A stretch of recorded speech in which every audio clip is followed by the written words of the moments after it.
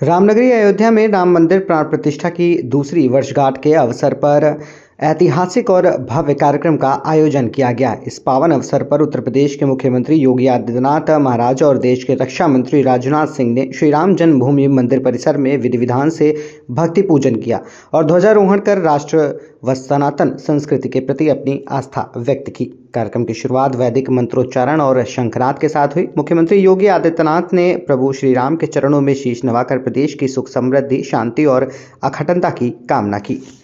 कुबेर टीला पे अयोध्या में जो है ध्वजारोहण का कार्यक्रम होने वाला है, क्या कुछ इस पर बोले? श्री राम जन्मभूमि मंदिर अयोध्या में आयोजन द्वितीय वर्ष के पावन अवसर पर ध्वजारोहण का कार्यक्रम हो रहा है। इस भव्य कार्यक्रम पर माननीय श्री रक्षा मंत्री राजनाथ सिंह जी द्वारा आगमन हो रहा है और यह द्वितीय वर्ष में उनका आगमन होना बहुत ही अयोध्या वासियों के लिए उत्साह और श्रद्धा का वातावरण है। ध्वजारोहण कार्यक्रम में वैदिक चारण, धार्मिक अनुष्ठान श्रद्धालुओं की सहभागिता के साथ संपन्न होगा। राजनाथ सिंह का यह आगमन न केवल राम भक्तों के लिए गौरव की बात है, बल्कि अयोध्या संस्कृति की आध्यात्मिक गरिमा और अधिक सशक्त होगा उनके आने से।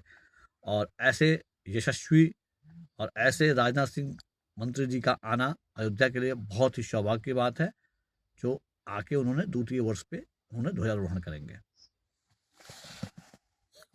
और उनके साथ साथ अयोध्या के तो राजनाथ सिंह जी रहेंगे ही रहेंगे, साथ में मुख्यमंत्री जी माननीय योगी जी भी आगमन हो रहा है। यह भी एक बहुत बड़ी बात है। वैसे माननीय योगी जी का आगमन हमेशा होता है रहता है और राम जन्मभूमि के प्रति उनकी जो दिखती है भक्ति भावना, वो किसी से कहने की जरूरत नहीं होती है। वो शुरू से ही उनकी लगाव है और वो आके और चार चांद कर देंगे इस राजनाथ सिंह जी के जो ध्वजारोहण के प्रोग्राम में, और चार चांद बढ़ा देंगे। भैया, इसी के साथ साथ ध्वजारोहण के ठीक जो है दूसरे दिन जो है नए साल का भी आगमन हो रहा है, क्या कुछ देशवासियों के लिए संदेश देना चाहेंगे? हाँ, ये मैं सबसे बड़ा संदेश ये देना चाहता हूँ कि हम सभी अयोध्यावासी ऐसे धरती पे जन्म लिए हैं और ऐसे अयोध्या वासी ऐसे हम लोग जहाँ पे हैं, जहाँ पे बोला जाता है जननी जन्मभूमिश्च स्वर्गादपि गरीयसी, जहाँ पे राम जी बोलते हैं कि यहाँ जन्म हमेशा बार बार के लिए हमारा जन्म लेता है, जन्म लेना पड़ता है तो पढ़ूंगा मैं। तो इस पावन आने वाले अवसर पे सभी लोग शांति और श्रद्धापूर्वक सभी लोग अपना जो भी है वो हर्षोल्लास के साथ मनाएं। और ये बात सही है, ये अंग्रेजी कैलेंडर का वर्ष है। हम लोग वर्ष प्रतिपदा नया संवत मनाते हैं लोग, लेकिन अंग्रेजी कैलेंडर में भी अगर प्रभाव चेंज हो रहा है तो हमें यह बहुत ही प्रेम पूर्वक, शांतिपूर्ण और श्रद्धा सहित राम जन्मभूमि की में मनाना चाहिए। सब परिवार सकुशल और सबको शुभकामनाएं देता हूँ। मैं समाज सेवी सुशील चतुर्वेदी। महामहोत्सव की द्वितीय वर्षगांठ, जिसको प्रतिष्ठा द्वादशी के नाम से कहिए या वार्षिक पाटोत्सव के नाम से कहिए, इस कार्यक्रम में सम्मिलित होने के लिए देश के यशस्वी रक्षा मंत्री परम सम्माननीय श्री राजनाथ सिंह जी महाराज, उत्तर प्रदेश के परम सम्माननीय यशस्वी मुख्यमंत्री पूज्य योगी आदित्यनाथ जी महाराज इस कार्यक्रम में सम्मिलित हुए। भगवान के महाअभिषेक का उन्होंने दर्शन किया, आरती का दर्शन किया।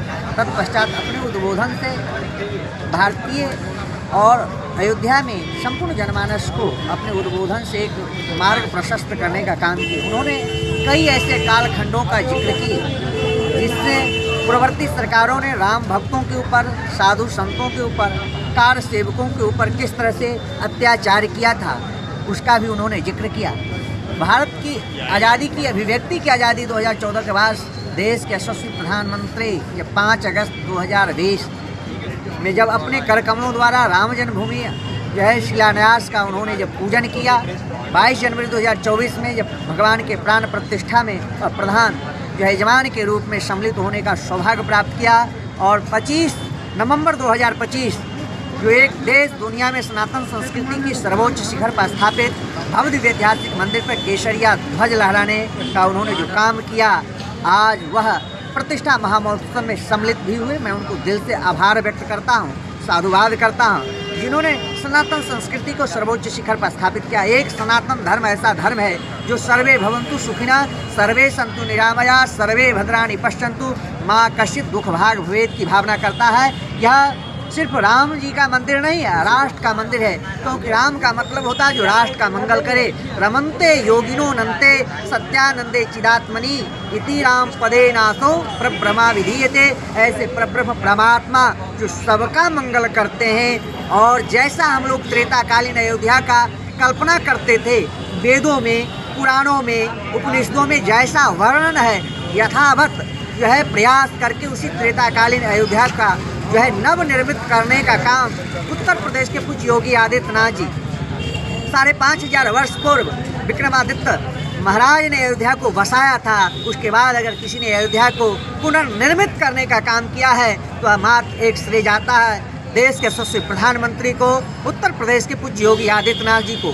आज अयोध्या लाखों श्रद्धालु आते हैं, विशेष करके यह वर्ष की पूर्णता की जो है आखिरी जो है पिक स्टेज पर है और कल से नव वर्ष में प्रवेश करेंगे। लाखों श्रद्धालु अयोध्या आकर के भगवान का दर्शन करते हैं। अपितु सनातनी हिंदू नव वर्ष के रूप में मनाता है, लेकिन अंग्रेजी यह वर्ष जो है हमारे सारे लिखा पढ़ी का काम इसी वर्ष से, अंग्रेजी तारीख से ही होता है। तो जो युवा अपने जो है पिकनिक स्थल, पर्यटन स्थल, समुद्र देखने के लिए और ऐसे जगह जाते थे जहां उनकी कोई कल्याण नहीं संभव था, आज वह अयोध्या आ रहे हैं। निश्चित रूप से सनातन संस्कृति उनके हृदय में उद्घाटित हो रहा है।